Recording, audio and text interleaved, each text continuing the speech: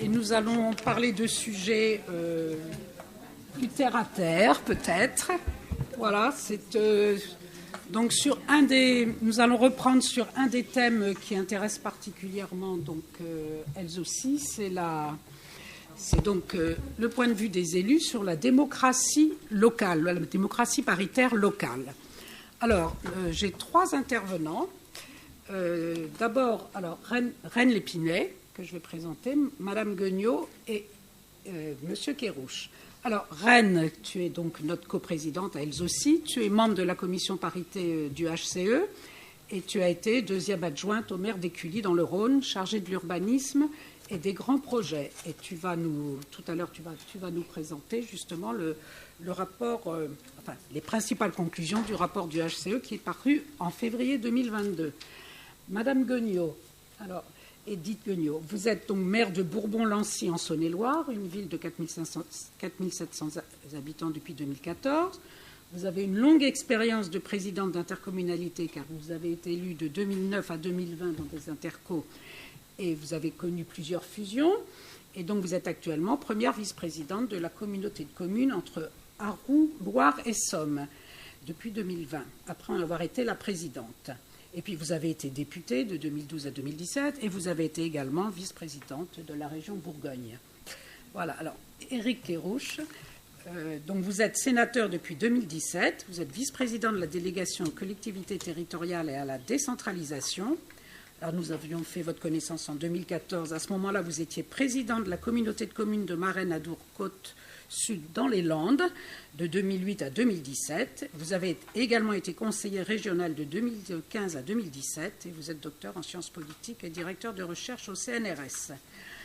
Voilà. Alors, je vais donner la parole d'abord à Reine et ensuite je vous poserai quelques questions à Madame Guignot et à Monsieur Kerrouche. Donc, Reine, je te donne la parole pour présenter les recommandations du HCE. Et là, tu n'as que quelques minutes. Oui. Je vais être très brève, justement, pour laisser à la salle le soin de poser toutes les questions. J'ai senti que tout à l'heure, il y avait un frémissement très important.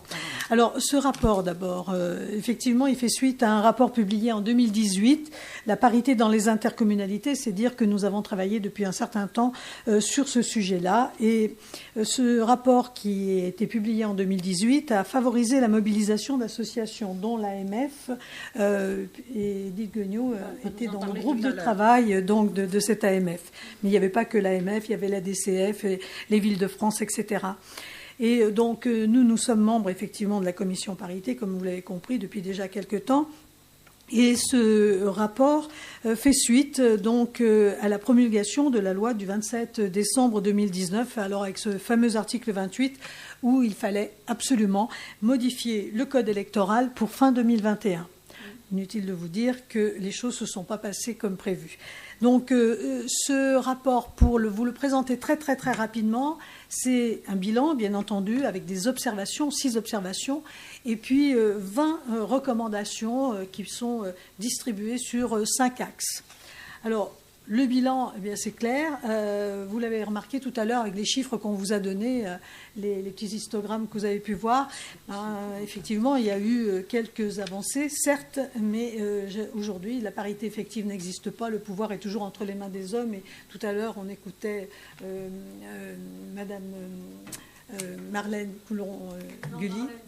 Marlène, voilà, que ça, et Armelle, hein, le bras Chopard, on les entendait toutes les deux, et on avait bien compris que le pouvoir était encore entre les mains des hommes. Donc, sur ces observations, effectivement, il y en a 6. Alors, la première observation, c'est que la parité numéraire est presque atteinte dans les communes de plus de 1000 habitants, mais les hommes continuent donc à dominer la vie politique locale au poste de décision, et on a pu s'en rendre compte, nous aussi également, quand on a fait des études qualitatives sur les binômes. On a vu que quand même ceux qui tiennent les cartes, ceux qui jouent dans le jeu politique, c'est encore donc les hommes.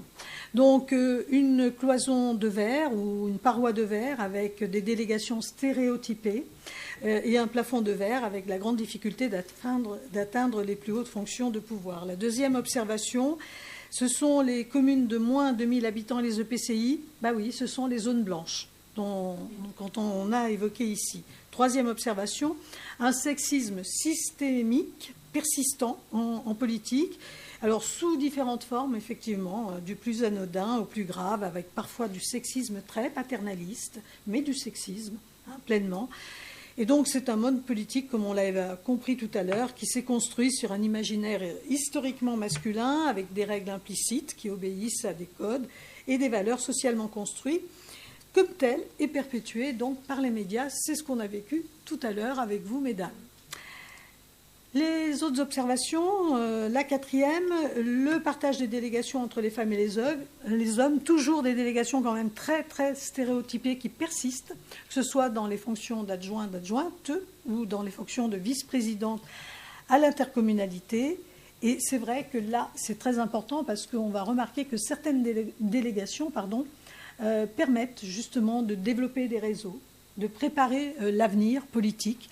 Et d'autres délégations ne permettent pas cela. Et comme par hasard, les délégations du Caire, ça ne prépare pas l'avenir politique, alors qu'une délégation aux travaux ou à autre chose, ça crée bien entendu des réseaux, des appuis. Voilà. Et ça, c'est très important parce que ça conditionne l'avenir, bien évidemment. Le temps que les femmes vont rester en politique. Et on se rend compte que souvent, elles font un petit tour et puis s'en vont. Comme les marionnettes, voilà. Et puis, bien sûr, les jeux politiques des élus hommes qui sont en place et qui sont dans la stratégie politique en permanence dès le moment où ils ont été élus pour préparer l'élection d'après. Cinquième observation, un manque de volonté politique, mais ça, on l'avait compris, vu ce qui s'est passé en 5 ans, malgré un discours très, très ouvert sur ces idées de parité. Une sixième observation, aucune contrainte sur l'évaluation des politiques publiques d'égalité, c'est ce qu'on a un petit peu évoqué tout à l'heure, bien évidemment, et on manque de données fiables. Ça, au Haut Conseil à l'égalité, on le dit très souvent. Je vois que j'ai un camarade qui est aussi au HCE. Oui, on manque beaucoup d'informations très fiables. Donc ça mériterait que là, on avance un peu plus sur ce sujet. Voilà pour les observations. 5 axes de réforme selon le HCE. Premier axe, réformer le code électoral. Je ne vais pas vous donner toutes les 20 recommandations. J'en ai choisi 2 pour chaque axe. Alors, le premier axe, c'est abaisser le seuil paritaire aux communes dès le premier habitant et d'ici 10 ans. Donc, vous voyez, on n'est pas si exigeant que ça, finalement. La recommandation numéro 2, c'était de réformer le mode de désignation des conseils communautaires et leurs exécutifs. Là, on était très à cheval là-dessus. Et là, rien ne s'est passé. Tout est à faire. Donc, on aura de quoi se mobiliser. L'axe 2, c'est réformer le statut de l'élu et assurer la présence des femmes en politique. 2 recommandations peut-être à retenir parmi les autres. Promouvoir la formation des femmes en politique pour renforcer leur capacité à résister aux réflexes sexistes. On en parlait tout à l'heure, comme quoi tout se tient. Il y a une cohérence entre le travail qu'on a pu faire et puis ce qu'on entend, parce que finalement, le HCE, c'est ça, récupère un peu d'informations de part et d'autre et ensuite construit des recommandations. Et puis aussi pour affirmer leur sentiment de légitimité, parce que du coup, le sexisme détruit ce sentiment et les femmes ne se sentent pas à la hauteur. La recommandation suivante, ce serait de conditionner, mais elle en a parlé tout à l'heure, Sylvie Pierre Brosselette, notre présidente du HCE, conditionner les subventions aux partis politiques à des engagements paritaires internes. Parce que tant qu'il n'y aura pas dans les services internes des partis autant de femmes que d'hommes, le jeu politique restera toujours masculin, bien évidemment, particulièrement lorsqu'il faudra désigner des candidats ou des candidates à certaines fonctions, bien entendu, et à certaines élections. Ensuite, la lutte, la lutte, j'en étais là, la lutte contre les violences sexistes et sexuelles dans le milieu politique, intégrer une séquence sur l'égalité femmes-hommes à la formation obligatoire de base pour les élus. Ça, c'était une idée forte du HCE. Une autre, rendre systématique la peine complémentaire d'inéligibilité des élus condamnés pour violence. Il faut en finir avec la violence.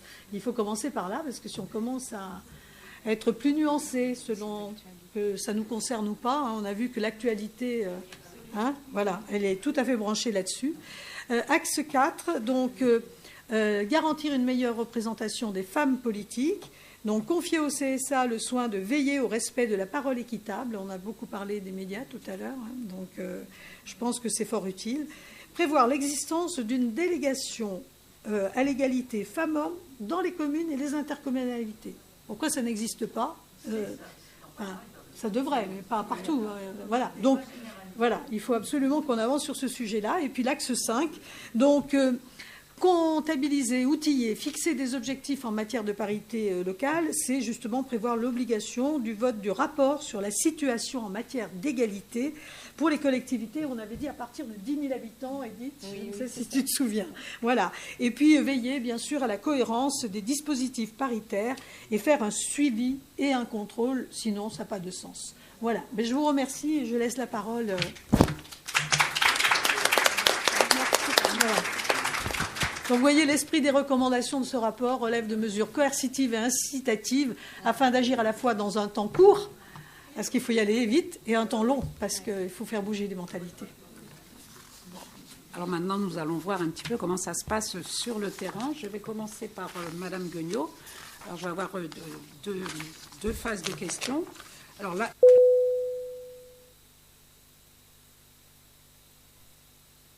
Non, c'est... je ne sais pas, parce que tout à l'heure... Bon, excusez-moi.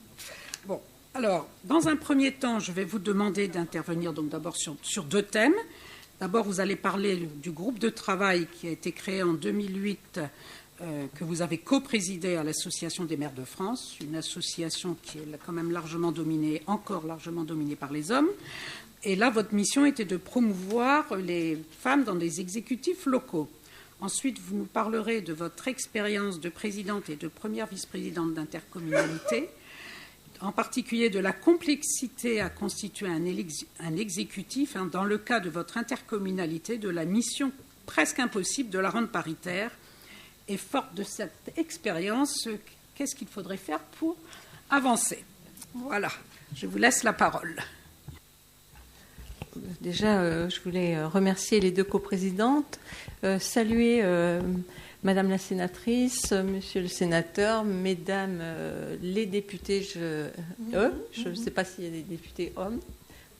Bon, mais ça fait rien, c'est pas grave. Oui, mais peut-être un jour. Simplement, effectivement, au sein de l'AMF, on s'était aperçu que pour le 100e congrès de l'AMF, il n'y avait jamais eu de forum fait par les femmes. Donc, on a demandé au président Barouin si c'était possible de mettre en place un forum sur les droits des femmes, sur les violences faites aux femmes. Et donc, c'était tout nouveau, mais on a eu beaucoup de succès. Et puis, nous avons réitéré ce forum chaque année. Alors, bien sûr, il y a eu la période Covid. Et on a créé un groupe de travail où on faisait des réunions quand même régulières, en espérant faire bouger des lignes. Alors, même si on l'a fait ensemble, les lignes n'ont pas beaucoup bougé, mais enfin, voilà, on a essayé de mobiliser. On est allé faire des auditions au Sénat, à l'Assemblée, avec la délégation des droits des femmes, sur laquelle on était extrêmement entendus et soutenus. Et puis, l'objectif, c'était qu'on puisse effectivement abaisser le seuil paritaire dès le premier habitant. Alors au départ, on nous avait dit peut-être 700, 500, enfin voilà. Et moi, je suis une élue rurale, puisque j'habite en Saône-et-Loire, en Bourgogne. Et vous savez, on a plein de petits villages et il y a autant de femmes que d'hommes et qu'il n'y a pas de raison que les femmes soient représentées de la même façon que les hommes. Et il n'y a aucun souci pour que les femmes veuillent s'engager, sauf que c'est des idées reçues qui ont été... Alors peut-être 2014, un petit peu plus de réticence. 2020, les femmes se sont engagées. Donc voilà. Mais les maires sont restés quand même majoritairement des hommes. Voilà. Donc effectivement, nous n'avons pas abouti, mais nous continuons. Donc on remet ce groupe de travail en route. Alors avec un nouveau président de l'AMF, il faut qu'on puisse le rencontrer et voir quelles sont sa feuille de route. Toutefois, moi je reprends ce que le président de la République avait évoqué au premier mandat. C'était la grande cause de son premier quinquennat, c'était l'égalité femmes-hommes, les violences aussi intrafamiliales. Je crois que, si j'ai bien compris, qu'il veut continuer dans ce sens-là. Mais à un moment donné, il faut qu'il y ait une volonté politique. Et la volonté politique, c'est quand même le président de la République qui doit l'impulser avec sa première ministre. Voilà. Donc, voilà ce que je voulais dire. Alors, en ce qui concerne les intercommunalités, moi, j'ai un parcours... ça fait bientôt 30 ans, hein, c'est un anniversaire aussi. J'ai commencé en tant que conseillère municipale et je suis devenue... j'ai créé la dernière intercommunalité du département de Saône-et-Loire parce que nous avions des élus hommes qui ne voulaient pas de l'intercommunalité. Et comme moi j'étais première adjointe, ils se sont saisis de ça pour dire on veut que ça soit toi qui sois la présidente de la communauté de communes. Parce qu'ils ne voulaient pas avoir le maire de la commune la plus importante. Donc vous voyez, j'ai servi quand même à quelque chose quand même. Donc, parce que voilà. Donc moi, je pense que je faisais le consensus. Enfin bon, j'étais quand même connue et peut-être appréciée. Et ensuite, j'ai fusionné avec une deuxième communauté de communes où il y avait peu d'habitants. Et là aussi, je suis devenue présidente de la communauté de communes. Mais à chaque fois, c'est les élus qui sont venus me chercher. Je ne me suis jamais imposée. Par la suite, je me suis effectivement imposée en menant une liste au municipal pour devenir maire de ma commune. Alors, je voulais rebondir par rapport à ce que Madame a dit, que c'était compliqué. Alors, moi, j'ai eu la chance de toujours gagner. Donc ça, c'est une chance. Mais il faut aussi se préparer à perdre. Et quelque part, si vous étiez entouré d'un parti... ou quand même d'être bien entouré, on ne le porte pas seul, on le porte à plusieurs et on doit savoir perdre aussi. Voilà. Justement, Véronique m'a aidée parce que j'ai autour de moi, elle m'a dit que j'ai eu une cabale, ça a été la croix et la bannière pour moi, donc j'étais toute seule. Mais si vous voulez, Madame, moi j'ai mené plusieurs campagnes. Effectivement, il faut aussi connaître les codes, les rouages, les stratégies politiques. Enfin, je vous donnerai pas, parce que moi j'ai été élue députée. Voici, je vais vous le dire quand même, je vais vous le raconter. Puisque c'était le moment de la parité, il y avait 5 circonscriptions en Saône-et-Loire, donc 2 étaient dédiées aux femmes et 3 aux hommes. En réalité, donc, on est venu me chercher pour me dire, Edith, parce que bon, voilà, on me connaît bien, Edith, c'est pour toi, il faut y aller. Et tout. Bon, je faisais partie du Parti socialiste, et en juillet, voilà, j'ai donné mon feu vert. En fin d'année, avec les accords d'Europe Écologie, on m'a dit, non, c'est plus possible, ce sera un candidat Europe Écologie. Alors là, si vous voulez, quand vous êtes comme ça, et moi j'ai tenu bon. J'étais quand même très soutenue. Je suis allée, je me suis présentée. J'y suis allée en dissidence parce qu'après vous êtes exclue, du parti. Comme si vous aviez beaucoup d'Europe Écologie en Charolais où ma circonscription était là, donc pas du tout. En plus, on m'avait parachuté à quelqu'un. Et donc, j'ai été grandement élue. Il y avait beaucoup de cabales, il y avait beaucoup aussi de choses qui se sont dites. Mais à un moment donné, il faut avoir la foi, il faut avoir la conviction et voilà, il faut tenir bon. Et ensuite, parce qu'autrement, vous savez, il y a toujours... moi, j'ai fait 2 élections de mandat de maire.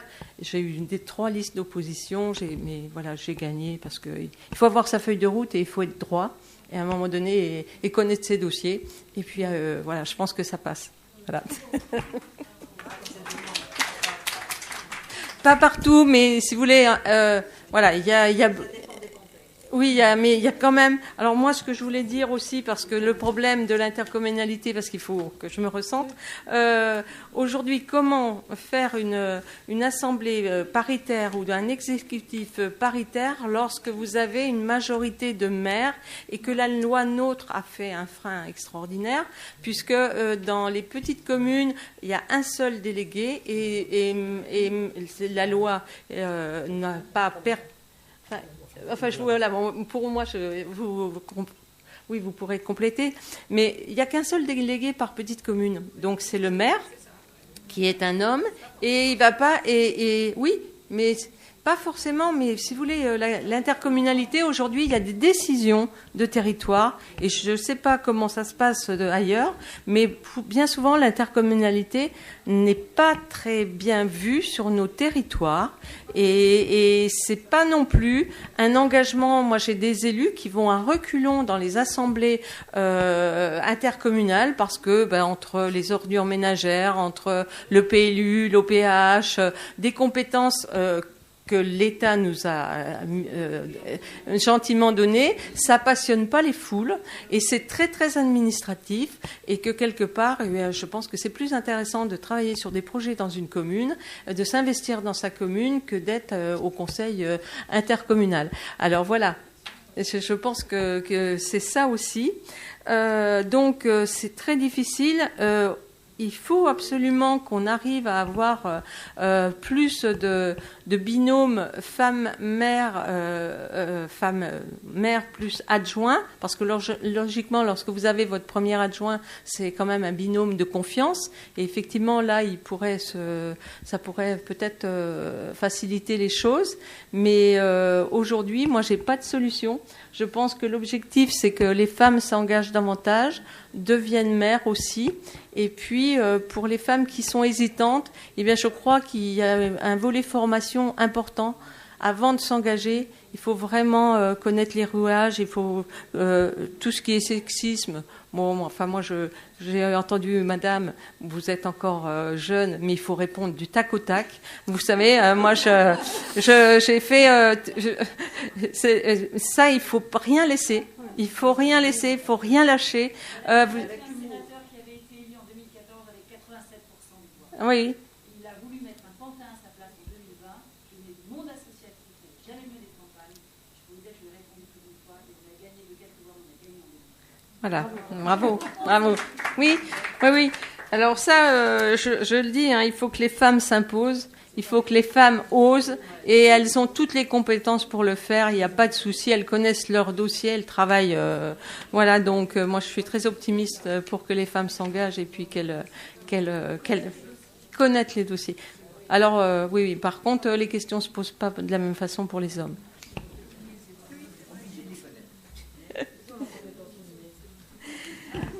Voilà. Alors après, je sais pas, peut-être. On va peut-être passer à oui. Gauche, après on reviendra. D'accord. Oui.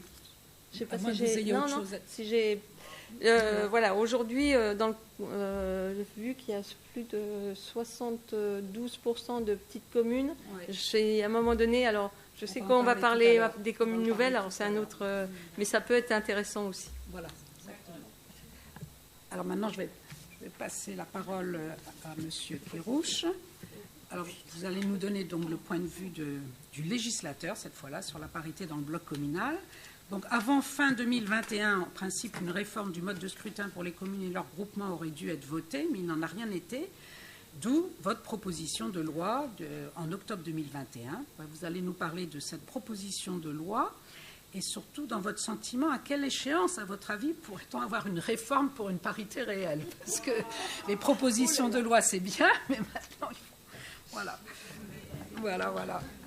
Bien. Je vous passe la parole. D'abord, merci beaucoup de vice-présidente de leur invitation. J'ai travaillé régulièrement avec elles aussi. Alors, ce soir, j'ai l'avantage, c'est que j'ai l'impression d'être une femme dans une assemblée intercommunale.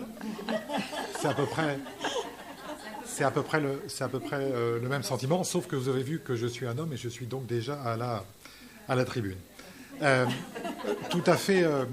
Tout à fait sérieusement, avant de commencer, juste très très vite quelques points. Il y a une construction sociale du rôle de la femme élue, comme il y a une construction sociale du rôle de la femme tout court. Ah oui. La femme, c'est Vesta, c'est la déesse du foyer, et le feu sacré du foyer, il est dans le foyer, il n'est pas ailleurs. Donc les femmes peuvent s'occuper que de certaines thématiques. On voit aussi que dans les prises de parole, enfin je ne vais pas y revenir parce que ça a été développé, effectivement, il y a des stratégies complètement différentes selon qu'on est un homme et une femme. On ne se comporte pas de la même façon et on le voit dans tous les conseils, dans toutes les assemblées. Les femmes interviennent à la fin, après, une fois qu'il y a une hiérarchie implicite d'hommes qui s'est exprimée préalablement. Deux points néanmoins. juste vous dire, parce qu'il faut qu'on se le dise, les femmes élues ne sont pas plus représentatives des femmes que ne sont les hommes élus des hommes. Ce que je veux dire par là, c'est que même à l'intérieur des femmes, ce ne sont pas toutes les femmes qui sont représentées, et il faut travailler de la même façon qu'il faut y travailler pour les hommes. Et puis, arrivent aussi quelques blocages qui... Alors, je ne sais pas si c'est des blocages, mais des visions du rôle de la femme dans la politique qui ne sont pas les mêmes chez toutes les femmes politiques. Alors, j'ai ma collègue ici, mais j'ai fait une petite statistique toute simple. Il y a 122 femmes sénatrices. Donc, ça a baissé un petit peu en 2020. Il y a, sur ces sénatrices, 93 d'entre elles, soit 76%, qui veulent qu'on les appelle sénatrices. Mais il y a 24% d'entre elles qui veulent, sur leur fiche, qu'on les appelle sénateurs. Et en l'espèce, la distribution est très marquée politiquement. Ah oui, oui, ça on sait.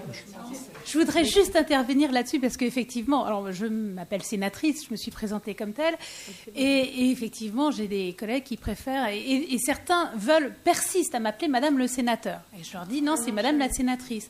Ils me disent non, la sénatrice, c'est la femme du sénateur. Alors je dis écoutez, moi, il n'y a pas de problème. Alors vous allez m'appeler Madame le sénateur, mais je vous demande instamment d'appeler mon mari Monsieur la sénatrice. Et là, en règle générale, je ne sais pas pourquoi, ça s'arrête et il m'appelle Madame la sénatrice. Ceci étant, c'est vrai que chez les hommes comme chez les femmes politiques, il y a aussi des représentations genrées de nos rôles respectifs, quand bien même on serait rentré en politique. Sur la loi, je vais aller très vite, parce que moi je veux bien que l'égalité homme-femme ait été la grande cause du précédent quinquennat, c'est bon de se le remémorer. Ceci étant, s'agissant spécifiquement des mesures consacrées à la parité, il n'y a rien eu pendant tout le quinquennat. Sur la loi engagement et proximité, c'est pas faute d'avoir porté une multitude d'amendements.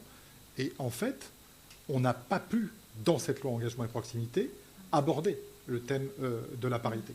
Alors, on a, en ce qui nous concerne, arraché de mémoire 3 amendements. L'un, c'était justement, c'était l'égalité, c'était l'alternance sur adjoint au sein de la liste d'adjoints, l'alternance homme-femme, qui n'était pas à l'époque obligatoire. C'était une de nos propositions. C'est le fait aussi que quand on avait un élu démissionnaire dans une commune de plus de 1000 habitants, il était remplacé par un élu de même sexe et non pas par un autre élu qui pouvait arriver volontairement à des solutions différentes. Et il y avait cette 3e disposition qui était ce qu'on avait appelé la représentation miroir, c'est-à-dire de faire en sorte que, à défaut de parité à l'intérieur du conseil communautaire, eh bien, le nombre de femmes vice-présidentes en pourcentage soit au moins égal au nombre de femmes à l'intérieur du conseil communautaire. Sauf qu'on a réussi à le faire passer au Sénat. Ça a été enlevé à la CMP au moment de la discussion et en l'espèce par l'Assemblée nationale, ce qui fait que cette mesure a été remplacée par un espèce de texte dilatoire qui nous disait qu'avant fin 2021, il fallait mettre quelque chose pour faire en sorte que les femmes soient mieux représentées au sein des intercommunalités, ce qui ne s'est pas passé. Et comme avant fin 2021, il fallait faire quelque chose, j'ai déposé une proposition de loi qui reprend une partie des thématiques que vous avez développées, le scrutin de liste des 0 habitants, parce que c'est la condition de la parité, l'élection paritaire des adjoints à partir de 0 habitants, puisque le mode de scrutin aura changé, la parité miroir au sein de l'Assemblée de l'exécutif de l'EPCI, l'alternance de sexe maire, premier adjoint, président, vice-présidente, qui semble absolument une nécessité, l'augmentation des pénalités financières pour les partis politiques, et puis des dispositions qui devaient être applicables au prochain renouvellement. On a essayé de glisser l'ensemble de la PPL dans des amendements qui concernent la loi 3DS. Ils ont tous été repoussés au motif que la loi 3DS ne concernait pas la parité, c'est ce qu'on appelle chez nous l'article 45, ça a permis en fait que tout l'aspect paritaire sorte du texte, comme ça avait été déjà le cas pour engagement et proximité. Alors, il y a une PPL du MoDem qui avait repris cette parité miroir, sauf que là aussi, elle a été, cette mesure, enlevée dès la commission. Donc en fait, on voit bien qu'il y a une volonté, de ne pas avancer en la matière. Sur les communes nouvelles, je termine par là, parce que est-ce que c'est une solution ? Il y a, de mémoire, au 1er janvier 2021, 775 communes nouvelles en France qui rassemblent à peu près 2508-2510 communes. Ce que je veux dire par là, c'est que la commune nouvelle, parce qu'effectivement la commune est plus grande, on pourrait, mais l'objectif me semble loin. Et la vraie difficulté, ce n'est pas la loi NOTRe, c'est la fameuse décision du Conseil constitutionnel pour la commune de Salbris, qui fait que la loi NOTRe a dû intégrer cette jurisprudence. Et la jurisprudence Salbris, elle impose quoi ? Elle impose le fait que la représentation des communes se fait essentiellement sur une base démographique, alors qu'avant, elle se faisait sur des accords locaux. Je vous prends un exemple. Dans mon ancienne intercommunalité, quelle que soit la commune, on pouvait avoir 2 représentants, indépendamment, même les plus petites communes de la communauté avaient 2 représentants, et donc il y avait en général un homme et une femme. Ces accords locaux ne sont plus possibles à cause de cette fameuse décision du Conseil constitutionnel sur laquelle il faut revenir, mais ça sous-entend une transformation de la Constitution, parce que tant qu'on aura cette prise essentiellement de considération démographique, elle se fera au détriment des plus petites communes et au détriment donc des femmes. Sauf que, si vous regardez en fait, les femmes sont de plus en plus élues dans les petites communes. Dans tout le ventre mou, entre guillemets, ce sont des hommes. Et dans les très grandes communes, Paris, Nantes, avant Marseille, Rennes, on peut retrouver des femmes. Donc ça sous-entend vraiment une transformation, parce que sinon, on n'ira pas loin, pas plus qu'on ira loin, si on ne transforme pas radicalement le statut de l'élu local. Sachant que j'ai écrit un livre là-dessus, je n'irai pas plus loin, vous pouvez le consulter, y reprendre tous ces éléments. Merci beaucoup.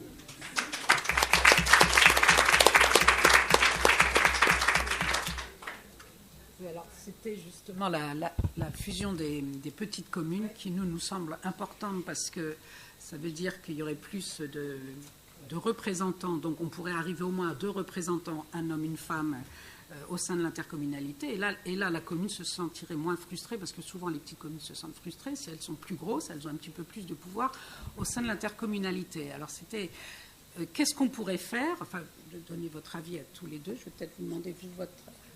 Pardon. Qu'est-ce qu'on pourrait faire comme incitation pour pousser les communes à fusionner, justement ? Et parce que quand même, de toute façon, c'est quand même une aberration en France d'avoir encore 35 000 communes, alors que dans les autres pays, on en est à 8 000, 10 000 maximum. Ah, vous voulez que... Non, je c'est sur votre clé, vous voulez que je... Ça, c'est la carte. En fait, vous voyez de loin. Oui, ça, c'est la carte. Ça, c'est la carte des communes nouvelles en France. Pardon. C'est la carte des communes nouvelles en France. Et ce que vous voyez en fait, c'est qu'il n'y en a pas partout. Ça dépend des territoires locaux. C'est beaucoup dans l'ouest et très peu dans l'est et dans le nord. Et il s'avère que justement, c'est dans l'est et le nord de la France que les femmes sont les moins bien représentées à tous les échelons de gouvernement. Au niveau intercommunal, en tout cas, il y a 30 départements où il n'y a pas de femmes présidentes de PCI, oui. Et c'est essentiellement dans le nord et l'est de la France. Peut-être, non, simplement parce qu'aujourd'hui, c'est selon la volonté des élus de pouvoir se regrouper en communes nouvelles. Parce qu'il y avait aussi, à un moment donné, une aide financière qui pouvait permettre d'apporter des projets pour les petites communes. Moi, ce que je constate aujourd'hui, c'est que déjà dans des communes comme la nôtre, moins de 5000 habitants, on a du personnel, de l'ingénierie, il nous en manque beaucoup, mais dans les petites communes, il n'y a plus un manque criant de secrétaires de mairie. Et quand on parle de secrétaire de mairie, vu la complexité aujourd'hui de la gestion d'une des collectivités, il faut trouver la perle rare pour gérer. Donc je crois qu'aujourd'hui, il y aurait des mutualisations. Alors, est-ce qu'il faut voir autrement parce que c'est vrai que même si toutes les communes, elles sont hyper tendues avec tout ce qu'on a à faire et toutes les responsabilités que nous avons, mais aujourd'hui, il manque amèrement de personnel dans les petites communes. Alors, ils ont une secrétaire ou alors la commune, elle a une permanence de 2 matinées ou 2 après-midi par semaine pour le service public. Alors, bien sûr qu'on a tous répondu pour avoir des maisons France Service qui servent sur un territoire. Mais aujourd'hui, c'est une vraie problématique d'être maire d'une petite commune sans personnel. Et voilà. Donc ça, je pense qu'il y a aussi cet enjeu-là qu'on ne voyait pas il y a 8-10 ans. Il y avait encore des secrétaires de mairie. Et là, c'est de plus en plus problématique. Oui, alors je crois que... Attendez, il y a Caroline là, qui voudrait intervenir. Tu te présentes? Oui, donc moi je suis la déléguée régionale pour l'Occitanie, d'Els aussi, et je suis élue dans le Tarn, donc département très rural. Moi, la problématique par rapport aux fusions de communes, c'est pas compliqué, c'est que une commune de 80 habitants et de l'autre côté une autre commune de 100 habitants, c'est l'étranger. Et, non mais on en est encore là. Donc quand on arrive dans ce contexte-là et qu'on parle de fusion de communes, c'est inaudible. Inaudible. Et en plus, même si effectivement il y a un seul représentant dans la commune, il y a quand même toujours cette lutte de pouvoir qui est très forte, même dans une commune de 80 habitants. Et donc on n'arrivera pas à accentuer ces fusions de communes tant qu'on aura ce genre de problématique à la fois chez les habitants, parce que les habitants, ils sont quand même pour beaucoup, et chez les élus. Si, les habitants qui... oui, mais moi, je ne vais pas là-bas parce que, attention, puis les querelles de famille où on ne sait même plus pourquoi on s'était brouillé. Bref, mais effectivement, tant que ces sujets-là, ils n'auront pas été évoqués localement, ce sera très compliqué d'inciter réellement à la fusion de communes. Mais simplement pour compléter, les fusions des communautés de communes qui se sont faites quand même pas au forceps, si je puis dire, on voit le résultat. Enfin, moi, voilà, deux territoires qui n'ont jamais eu l'habitude de travailler ensemble, oui, et bien, ça va pas être, voilà, ça sera pas positif pour le territoire. Alors, je vais peut-être te donner un exemple que j'avais entendu, justement. C'était, je crois, une commune nouvelle en Maine-et-Loire, où en fait, ce sont 5 communes qui ont fusionné parce qu'elles étaient déjà une communauté de communes. Et donc, elles avaient l'habitude de travailler ensemble. Et avant la loi NOTRe, elles se sont regroupées. Et comme ça, elles étaient plus importantes après les fusions. Parce que c'était... Voilà. Et comme elles avaient l'habitude de travailler ensemble, elles se sont décidées. Mais alors, quelles pourraient être... je ne sais pas, je m'adresse aux législateurs, quelles pourraient être les incitations pour pousser les communes à fusionner? Parce que de toute façon, elles ont de moins en moins de moyens. Donc, il faut bien arriver à quelque chose. C'est un peu... Non, mais c'est... Oui, enfin, c'est très compliqué. On est le dernier pays... J'ai oublié un point. On parle de secrétaire de mairie. Je pense qu'il faudrait changer le terme, tout simplement. Ce sont des responsables de mairie, parce que ce sont souvent des femmes. Et vu le rôle qu'elles remplissent au quotidien, enfin, c'est assez technique, et ça devient de plus en plus technique, et je pense qu'on devrait changer le nom. Non, mais on est les derniers à ne pas avoir adopté en Europe de politique autoritaire de fusion des communes. Ailleurs, les communes ont fusionné. Historiquement, en France, la loi de 72 n'a pas du tout fonctionné, et donc on a choisi une solution intermédiaire avec les intercommunalités. Si on ne fusionne que sur des logiques budgétaires, c'est-à-dire des logiques d'aide pendant un moment donné, on ne peut pas dire que ça soit une très bonne solution et un très bon motif de fusion. Après, il y a vraiment des situations complètement différentes en fonction des strates. 19 000 communes, 18 000 quelque chose, 776 de mémoire, ont moins de 1 000 habitants en France sur les 34 800 qui nous restent. Donc c'est énorme, mais il y a des réalités complètement différentes. On ne peut pas dire qu'une commune de 50 habitants, c'est la même chose qu'une commune de 900 habitants. Il y a en dessous de 50 habitants, ça devient compliqué parce qu'on ne délivre plus de services publics.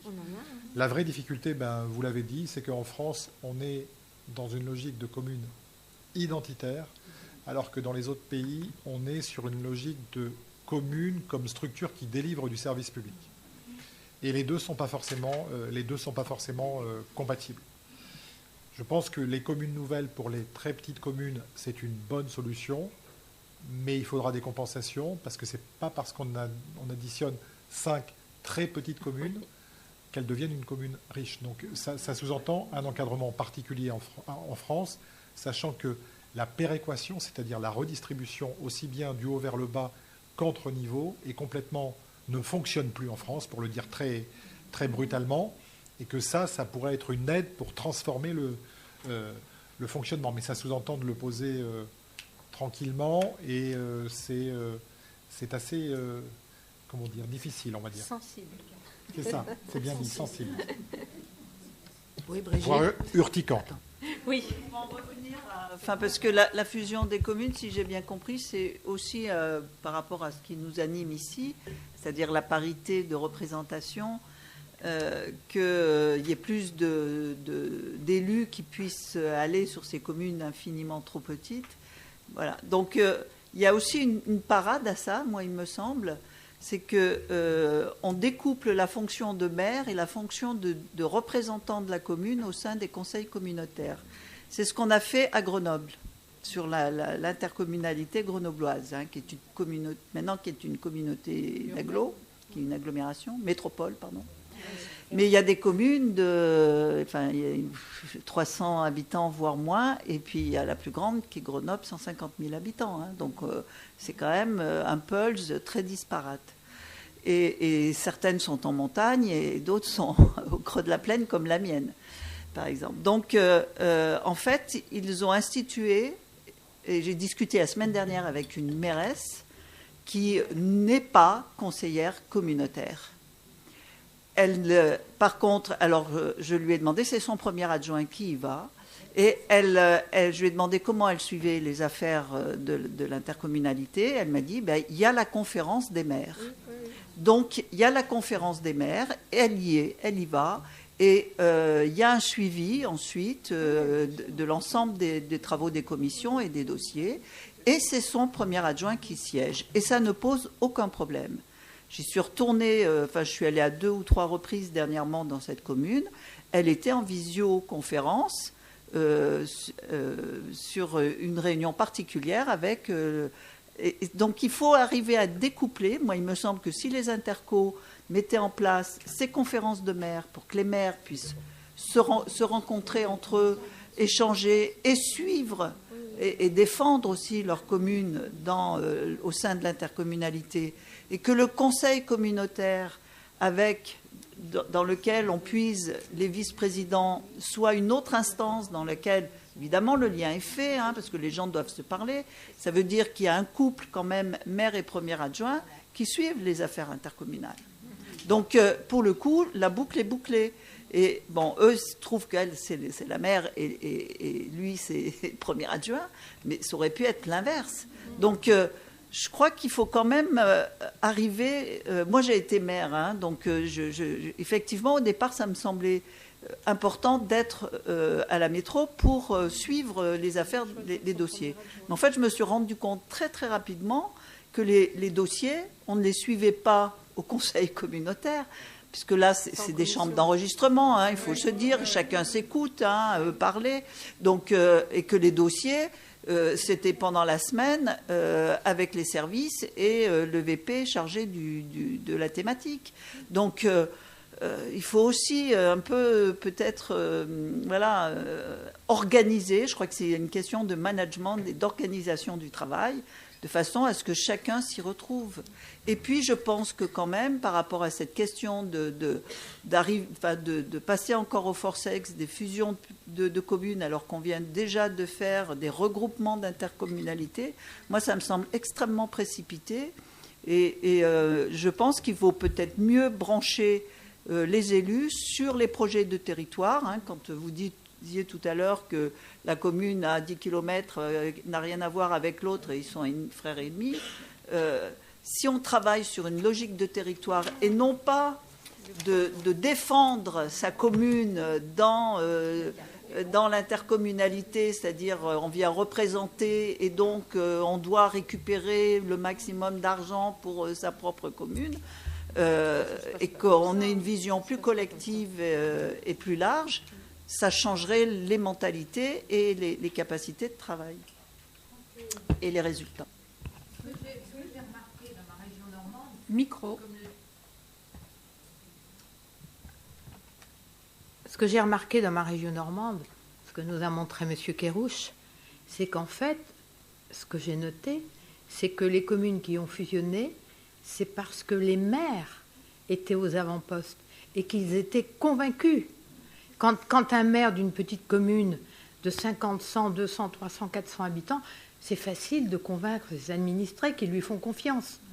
Moi, je pense que il faut fusionner. Et les fusions, j'en ai connu, et ce sont les maires qui sont à l'origine. Et les plus gros opposants des non-fusions, ce sont les maires. Alors effectivement, pour rebondir sur ce que disait mon collègue Kerrouche, c'est que en 73, on a marié des 71, on a marié des communes et beaucoup ont divorcé derrière parce que effectivement, quand il n'y a pas un projet qui porte la fusion ne tient pas. Alors maintenant, on ne peut plus divorcer avec la nouvelle méthode, mais raison de plus pour réfléchir avant de se marier. Et sachant que si l'idée c'est d'être représenté à l'Interco, il faut se méfier là encore parce que deux petites communes qui avaient chacun un représentant peuvent se retrouver avec un seul représentant à la fin. Donc ça n'est pas une meilleure représentativité au sein de l'Interco. Et comme par ailleurs les petites communes sont effectivement plutôt dirigées par des femmes, je ne suis pas sûre que ça aille forcément dans le sens de la parité. Mais lorsqu'il y a un projet, au contraire. Après, il faut se dire aussi que en ruralité, et là où il y a donc des petits villages, c'est là où chaque commune a un espace colossal parce que justement espace agricole. Et donc les deux bourgs peuvent être éloignés pas mal éloignés l'un de l'autre. Donc c'est pas si simple que ça. Et comme en plus les petites communes reposent essentiellement sur du bénévolat, c'est vrai que le bénévolat d'un village va pas forcément, le bénévole d'un village va pas forcément devenir le bénévole de l'autre. Donc ça dépend vraiment des cas. Mais lorsqu'il y a un projet, au contraire, et d'ailleurs lorsque le projet est vraiment un projet autre que financier, objectivement ça fonctionne tout de suite beaucoup mieux. Oui, Juliette Hurlot, je suis maire d'une petite commune, donc le territoire de Madame Huguette Legros. Les maires, moi, ce sont mes habitants, ils ont beau faire confiance, ils ne veulent pas fusionner. Mais maintenant, vous parliez d'une histoire de secrétaire, je viens d'en faire l'objet. Là, nous avons une secrétaire à 3, d'ailleurs, elle ne s'appelle plus secrétaire de mairie. Donc, on est 3 petites communes réunies pour cette seule personne. Il est effectif que moi, ma petite commune, j'ai l'impression qu'on me coupe un doigt si on me dit de me marier maintenant. Mais ce que nous avons constaté quand même, c'est que l'État, très malin là-dessus, nous pousse, nous appauvrit. Et on est obligé, parce que là, quand un habitant me demande les services techniques de la mairie, il y a 240 habitants. Je dis les services techniques, c'est moi. Donc je vais balayer. Mais petit à petit, vu que les dotations, monsieur le sénateur, vous le savez, nous avons l'État donne, il y a la CAC, le comité d'agglomération, qui est un peu l'équivalent de pôle dans les grandes villes. Et après ça, nous avons ce qu'on appelle le pôle de proximité, qui c'était l'ancienne communauté des communes. Mais petit à petit, ils enlèvent à chaque bout un petit quelque chose, puisque je n'ai pas d'école. Donc je vais forcément dans l'agglo d'à côté. Un beau, je vais me retrouver bec enfariné, bec dans l'eau. Je vais être obligée. Mais on m'y amène tout doucement. Tout doucement.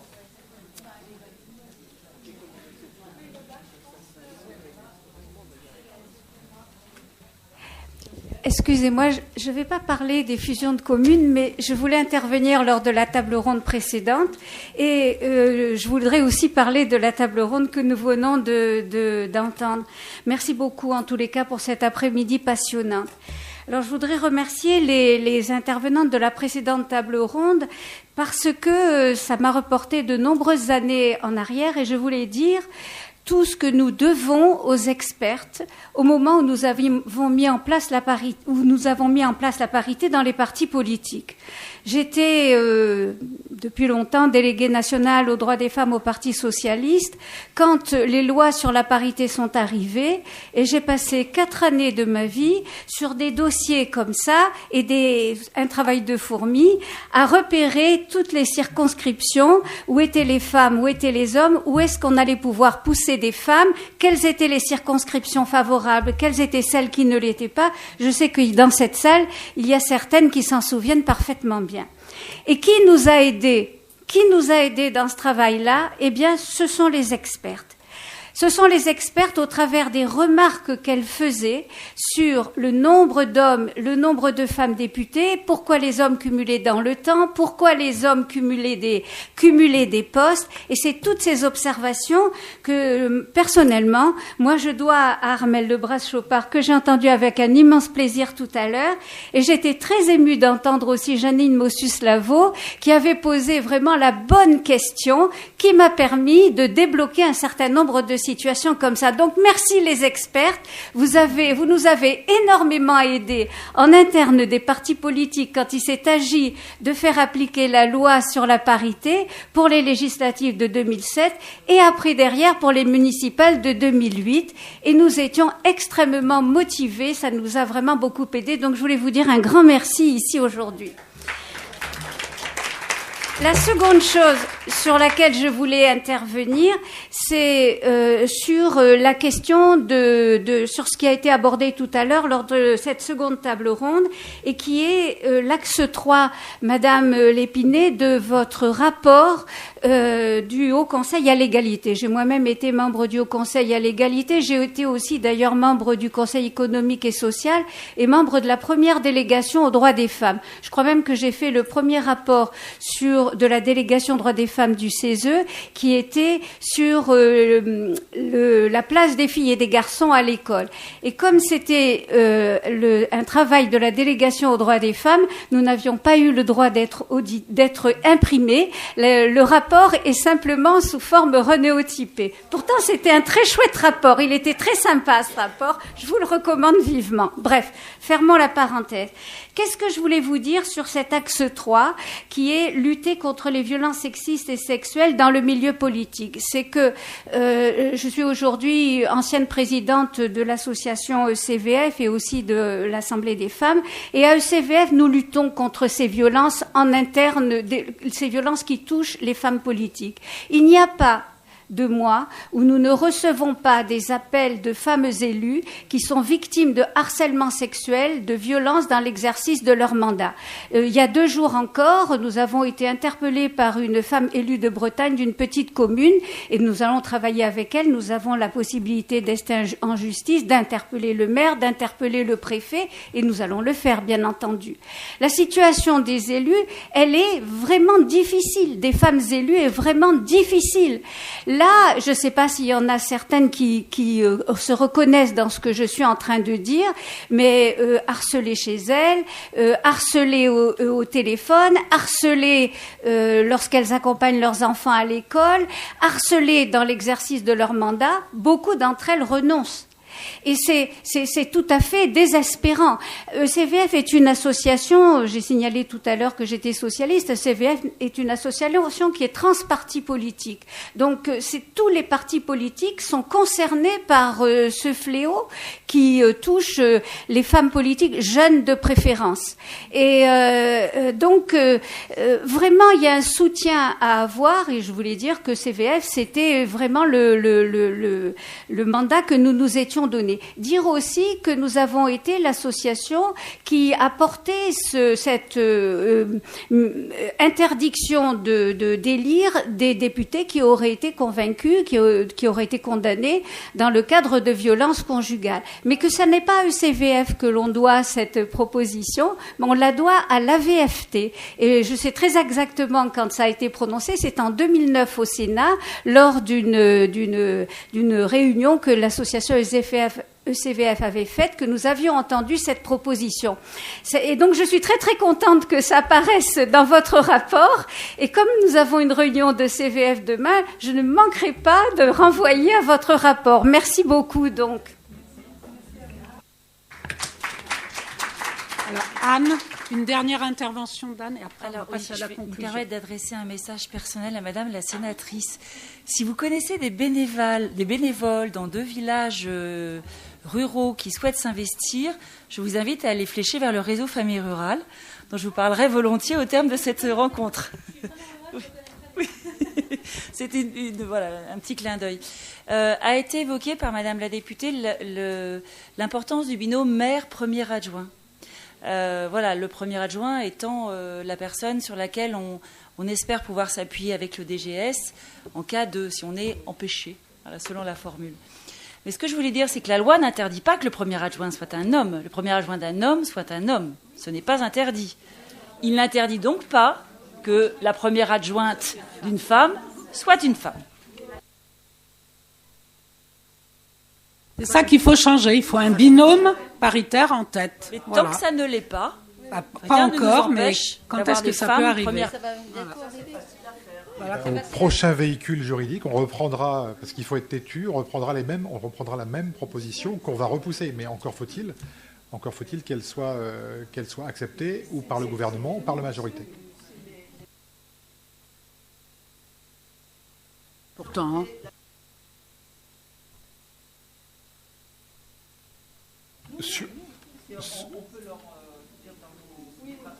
Oui, non mais ah oui, c'était l'ensemble des, enfin encore une fois sur engagement et proximité et sur 3DS, l'ensemble des thèmes paritaires n'ont jamais pu prendre place, ce qui était étonnant puisque c'est Jacqueline Gouraud qui était responsable du deuxième texte. Donc c'est assez surprenant qu'il n'y ait jamais eu une ouverture sur la parité. Ou qu'on se soit mis d'accord en CMP, mais là ça concerne la majorité du Sénat et le gouvernement, pour retirer par exemple la parité miroir qui ne posait aucune difficulté de fonctionnement majeure pour trouver une solution qui est complètement dilatoire et qui n'est pas effective. Est-ce que vous auriez éventuellement quelque chose pour terminer à ajouter? Oui, Moi, je voulais surtout qu'on puisse miser sur l'éducation.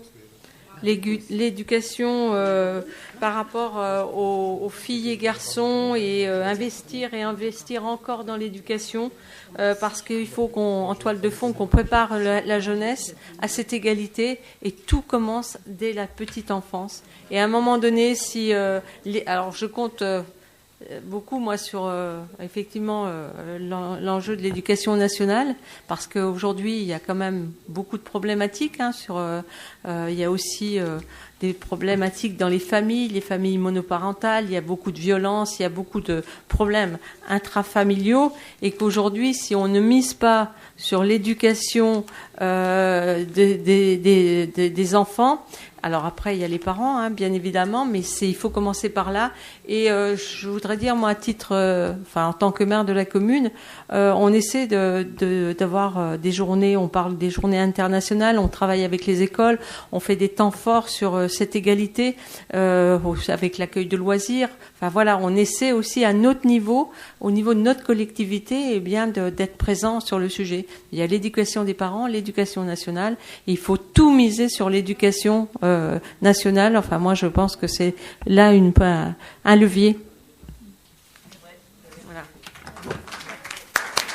Bien, merci. Merci pour vos interventions.